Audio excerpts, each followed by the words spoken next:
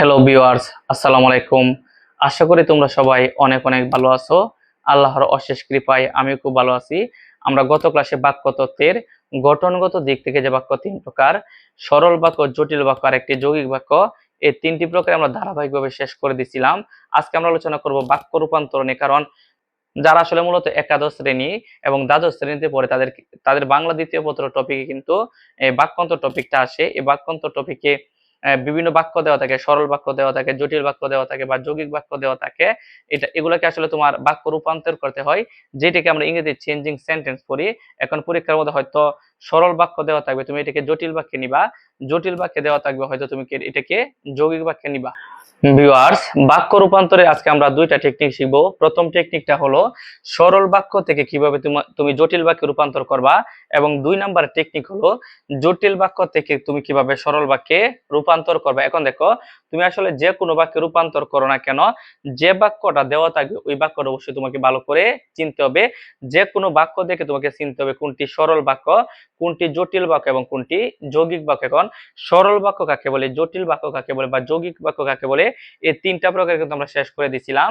তাহলে আমরা কিন্তু জানি সরল বাক্য কাকে বলে। সরল বাক্য হলো যদি কোনো বাক্যের মধ্যে একটি সমাপিকা ক্রিয়া থাকে, ওইটাকে আমরা কি বলি, সরল বাক্য। তাহলে সমাপিকা ক্রিয়া কাকে বলে, কোনো ক্রিয়াপদ বাক্যে ব্যবহৃত হওয়ার পর বাক্য যদি একদম সম্পন্ন হয়ে যায়, ওইটাকে আমরা কি বলি, সমাপিকা ক্রিয়া বলি। এবং বাক্যের মধ্যে যদি একটা সমাপিকা ক্রিয়া থাকে 100%, এটাকে আমরা কি বলবো, সরল বাক্য।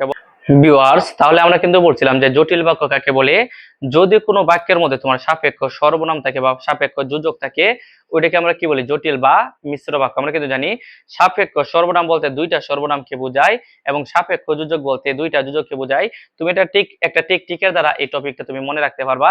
তুমি শুধু মনে রাখবা যে তোমার যদি কোনো বাক্যের মধ্যে জোড়া করে থাকে বা জোড়াই জোড়াই থাকে বা যুগল করে থাকে বা দুইটা করে থাকে, ওইটাকে আমরা 100% কি বলি, জটিল বা মিশ্র বাক্য।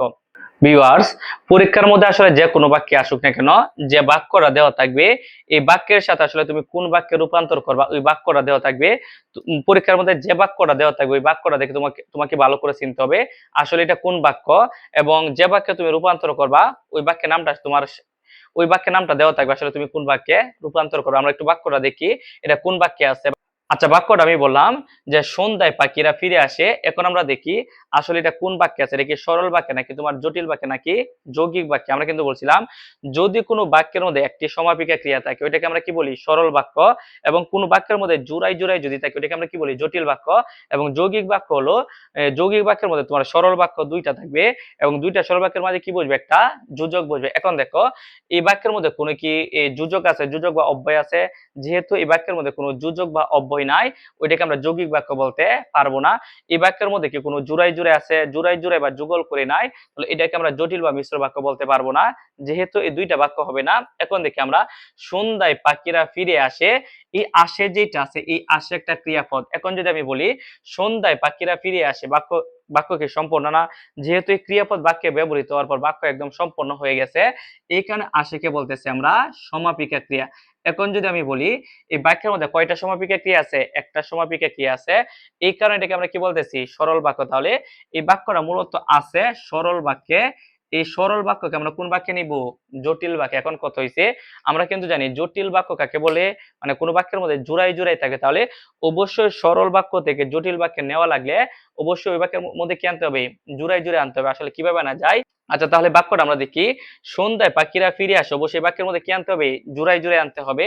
তাহলে আমরা বলতে পারি যখন সন্ধ্যা হয়, যখন সন্ধ্যা হয়, এটা আমরা বলতে পারি যখন সন্ধ্যা হয় তখন পাখিরা ফিরে আসে, এই বাক্যটা আমরা বলতে পারি ফিরে আসে।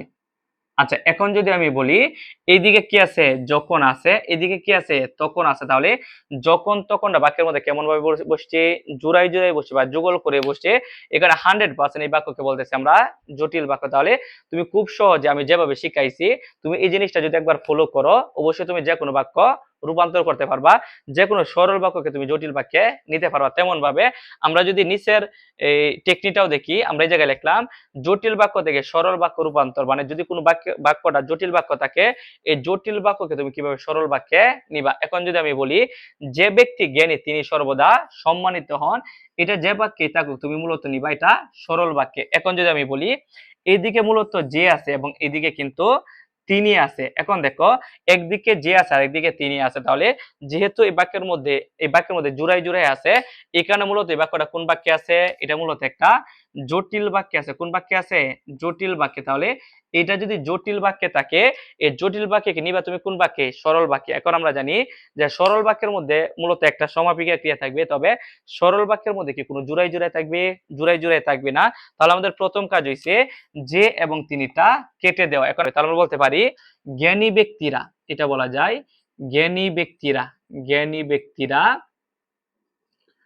জ্ঞানী ব্যক্তিরা সর্বদা সম্মানিত হন, সর্বদা সম্মানিত হন, সর্বদা সম্মানিত হন। এখন যদি আমি বলি এই বাক্যের মধ্যে কোনো জুড়াই জুড়াই আছে নাই, তাহলে এটাকে আমরা জটিল বাক্য বলতে পারবো না। এই বাক্যের মধ্যে কোনো অব্যয় বা যোজক আছে, যেহেতু কোনো এই বাক্যের মধ্যে কোনো অব্যয় বা যোজক নাই, এটাকে আমরা যৌগিক বাক্য বলতে পারবো না। এখন আমরা বলি জ্ঞানী ব্যক্তিরা সর্বদা সম্মানিত হন, এই হনকে আমরা কি বলতেছি? ক্রিয়াপদ বলতেছি।